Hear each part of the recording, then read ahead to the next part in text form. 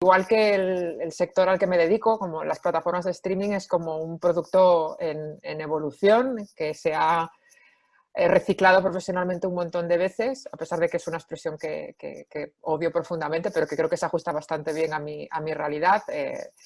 Bueno, estudié Derecho, bueno, un poco por tradición familiar. Después estudié Comunicación Audiovisual porque siempre he sido una auténtica fanática del cine y de la televisión.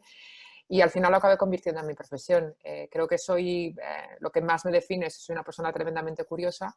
a la que le gusta muchísimo el audiovisual, soy muy friki, con lo cual estoy viviendo un periodo muy dulce gracias a toda esta explosión de contenidos que en mi caso pues recibo con muchísima alegría.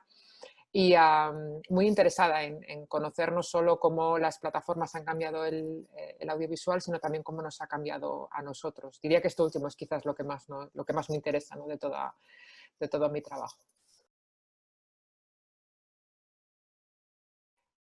Cómo he llegado al sitio en el que estoy ahora es casi una historia de estas que suenan como un poco atópicas, ¿no? Pero es casi una historia de fracaso en realidad, de tropiezos en el camino. Y yo empecé a trabajar en medios de comunicación ya en el año 2000, ya que ya me siento casi profundamente jurásica, pero trabajando siempre con esa mentalidad de tener una estabilidad, de tener un trabajo pues, fijo, un trabajo que me reportase cierto nivel de gratificación. Pero sin demasiado, sí, no ambiciones en sentido estricto, sí con ganas de crecer profesionalmente, pero sin demasiadas aspiraciones más allá de lo que estaba haciendo. Después de trabajar en un grupo de comunicación, me fui a trabajar en una distribuidora de cine, que fue como mi trabajo soñado, pero tuve un mal timing en la elección del momento, porque fue en el momento de la crisis económica gravísima que pues, sumió a la economía de nuestro país en una situación muy precaria y con ello pues, el hundimiento de gran parte de las distribuidoras de cine independientes como la que yo trabajaba. Y fue curiosamente eso, esa situación en la que pues, la empresa en la que yo trabajaba cerró y yo en aquel momento ya estaba empezando a dedicar trabajo de investigación, a dar clases, a investigar sobre el negocio de la distribución por Internet, que a mí me parecía un negocio muy floreciente y me parecía que se estaba desaprovechando la oportunidad de capitalizar el universo de Internet, que por aquel entonces pues, se le tenía muchísimo temor porque estábamos en un momento de consumo pirata muy profundo, pues acabó convirtiéndose en mi profesión. Empecé a leer cada vez más, a escribir cada vez más, a investigar cada vez más y bueno, lo que en principio fue un traspiés porque fue un momento muy dramático personal de cierre de la empresa y de sufrir pues, toda esta situación y esta incertidumbre frente a la certidumbre que yo tenía en los primeros años de experiencia laboral, pues acabó convirtiéndose en mi trabajo y empezaron a llamarme pues, para que explicase cómo veía yo el audiovisual. Acabé especializándome todavía más en toda esta historia y me di cuenta de que, pues como yo me veo a mí misma, esto no es una foto fija, la foto fija es la que es ahora y dentro de 2 meses probablemente la situación y el panorama será muy distinto. Uf, pues yo creo que muchísimas cosas. Creo que todavía me queda por comprender quizás una parte del negocio que a mí se me escapa, incluso por formación. Es decir, el negocio de las plataformas de streaming es la confluencia de dos elementos muy claros, ¿no? Por una parte, el negocio de los medios, del entretenimiento y de los contenidos, y por otra parte, el negocio de la tecnología. Si te das cuenta, los principales agentes que ahora mismo son los líderes del mercado, los líderes globales, son compañías tecnológicas que han revolucionado la manera de entender el entretenimiento precisamente porque han puesto la tecnología al servicio del entretenimiento. Claro, yo en mi tradición, mi formación es más tradición de contenidos, ¿no? de cómo narrar y también incluso un poquito de marketing, pero realmente las tripas de estas plataformas funcionan con unos mecanismos de business intelligence y de big data y de machine learning que a mí o sea, sí conozco lo necesario para saber cómo funcionan, pero me gustaría profundizar un poquito más sobre cómo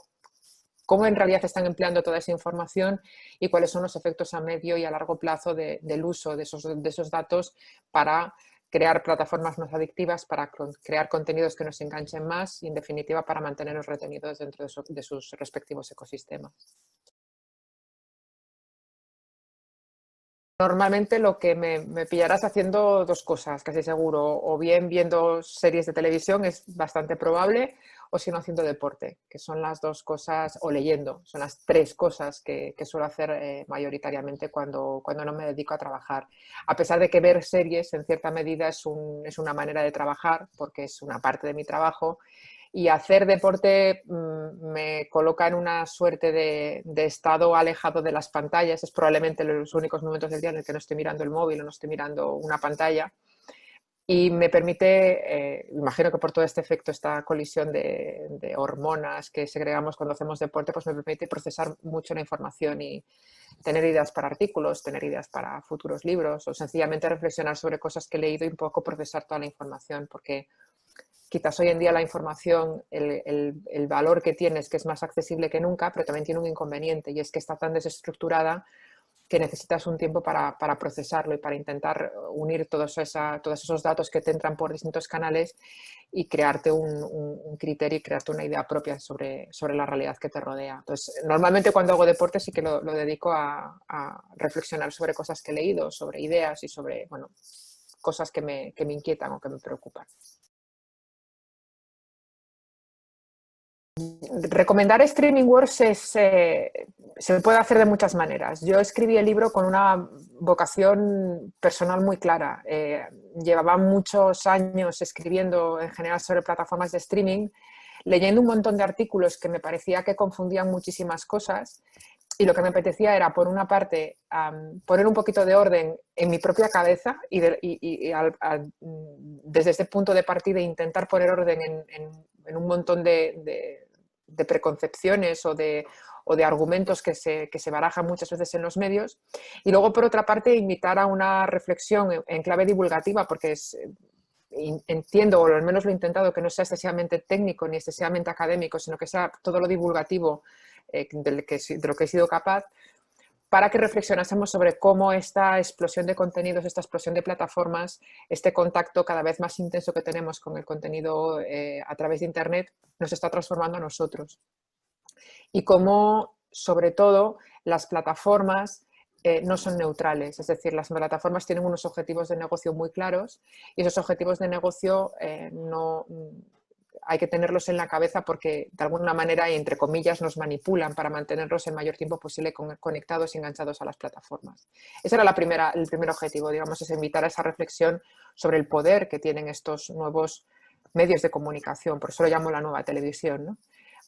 Y luego, por otra parte, también me apetecía pues, hacer una especie de compendio a partir de cosas que a mí me preguntan mucho mis amigos. Y mis amigos siempre me preguntan, oye, ¿yo a qué plataforma me abono? ¿Qué serie me recomiendas? ¿O cuál crees que es mejor? Entonces, al final, lo que he hecho ha sido pues, como una especie de, no de guía, creo que guía es excesivamente generoso, es más bien como unas directrices, que son las que yo siempre les digo a mis conocidos que deben valorar a la hora de decidir si contratan una plataforma u otra. Porque es verdad que cada vez hay más. Todas tienen un contenido muy atractivo, pero casi con toda seguridad no las necesitas todas. Creo que se tiene que hacer una elección consciente cuando decides contratar una de ellas y sobre todo también unos consejos para que una vez tienes pues, una o dos plataformas contratadas o tres o cuatro, hay gente para todo, yo las tengo todas, cómo puedes utilizarlas para sacarles el mayor provecho, ¿no? Para no entrar en ese bucle de decir, ostras, es que nunca consigo ver nada en una plataforma, es que no hay nada que me interese o es que estoy pagando dinero por un producto que no uso, sino precisamente superar esa etapa de bloqueo y conseguir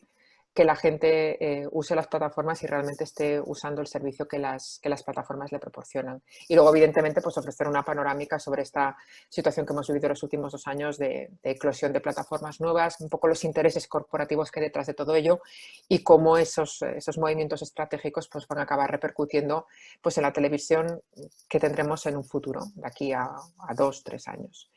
Y esos tres objetivos básicamente son los que yo he intentado, al menos he perseguido al escribir el libro y confío que a la gente que lo lea pues le resulta de utilidad.